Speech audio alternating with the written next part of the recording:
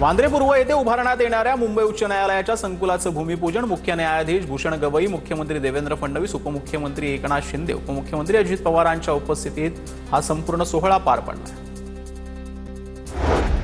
चिपळूणमधील भाजपच्या कार्यक्रमात जिल्हाध्यक्ष राजेश सावंत यांच्या जिल्हाध्यक्षपदाचा त्यांनी राजीनामा दिलाय। माझी मुलगी ठाकरेंच्या शिवसेनेकडून नगराध्यक्ष म्हणून निवडणूक लढणार आहे। पार्टीला फसवणं योग्य नाही म्हणून राजीनामा दिल्याचं राजेश सावंत यांनी सांगितलं।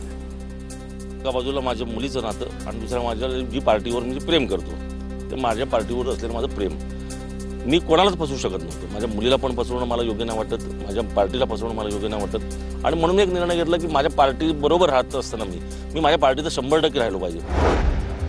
धुळे जिल्ह्यातील साक्री तालुक्यामध्ये असलेल्या पिंपळनेरच्या राजकारणात मोठा भूकंप झाला। डॉक्टर जितेश चौरे या दाम्पत्यानं पालकमंत्री जयकुमार रावल यांच्या उपस्थितीमध्ये भाजपात प्रवेश केला। डॉक्टर जितेश चौरे हे काँग्रेसचे जिल्हाध्यक्ष प्रवीण चौरे यांचे बंधू आहेत। डॉक्टर आत्महत्या प्रकरणी पोलीस अधिकारी बदनेला बडतर्फ करणं हा न्यायाचा पहिला टप्पा आहे। अद्याप न्याय मिळालेला नाही। आत्महत्या केलेल्या डॉक्टर मुंडेंच्या भावानं ही प्रतिक्रिया दिली। भारतीय राज्यघटनेतील कलम 311 अन्वये आरोपी गोपाळ बदने यास शासकीय सेवेतून बडतर्फ केल्याचे समजले। हा एक न्यायाचा पहिला टप्पा असून संपादाला अजून न्याय मिळालेला नाही। ही कारवाई विशेष पोलीस महानिरीक्षक सुनील फुलारी सर यांनी केली आहे। मी त्यांना विनंती करतो की त्यासहितच इतर सर्व सहआरोपींनाही लवकरात लवकर सेवेतून बडतर्फ करावे।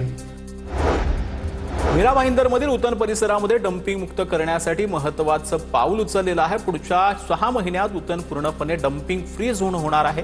मंत्री सरनाईक यांनी ही घोषणा केली।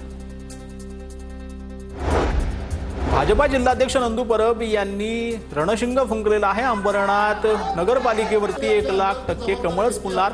नंदू परब यांच्याकडून विश्वास व्यक्त करण्यात आलाय। भाजपा स्वबळावरच लढणार असल्याचं स्पष्ट झालं।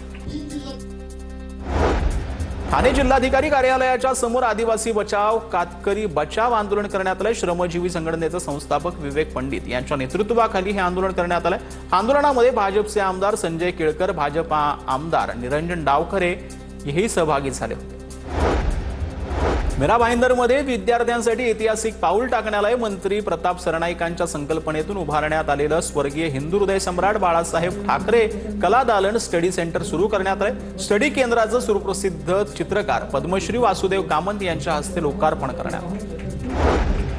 नाशिकमध्ये मंत्री गिरीश महाजन यांच्याकडून त्र्यंबकेश्वर रस्ता रुंदीकरणाची पाहणी करण्यात आली। रुंदीकरणासाठी अनेक दुकान आणि घरांवर तोडक काम जे आहे ते करण्याची शक्यता आहे।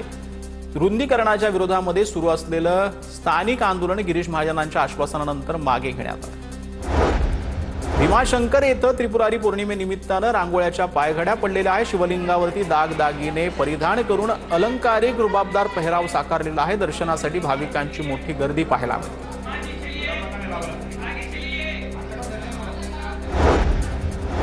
पंढरपूर शहरामध्ये कार्तिकी पौर्णिमेनिमित्त पारंपरिक पद्धतीने तुळशी विवाहाचा सोहळा संपन्न झालाय। कार्तिक शुद्ध द्वादशीपासून पौर्णिमेपर्यंत तुळशी विवाह करण्याची परंपरा आहे। पंढरपूरमध्ये होणाऱ्या कॉरिडॉरमध्ये पार्श्वनाथाचं दिगंबर जैन बाधित होणार असल्यानं जैन समाज आक्रमक झालाय। कोल्हापूर जैन मठाचे लक्ष्मी सेन महाराजांच्या उपस्थितीमध्ये बैठक पार पडली। आमचं विकास आराखड्याला कुठल्याही प्रकारचा विरोध नाही आहे, पण विकास आराखडा होत असताना तिथं असलेल्या भक्तांचं आणि श्रावकांच्या श्रद्धेचं स्थानाचं विचार हे सरकारनं करावं। काशीगाव पोलीस स्टेशनचे वरिष्ठ पोलीस निरीक्षक महेश तोकरवाड यांची उचलबांगडी मीरा रोडच्या दाचकुला पाडा परिसरामध्ये 2 गटातील भांडण प्रकरण हाताळण्यात अपयश आल्यानं उचलबांगडी समाजकंटकानं 25 ते 30 रिक्षांची केली होती तोडफोड।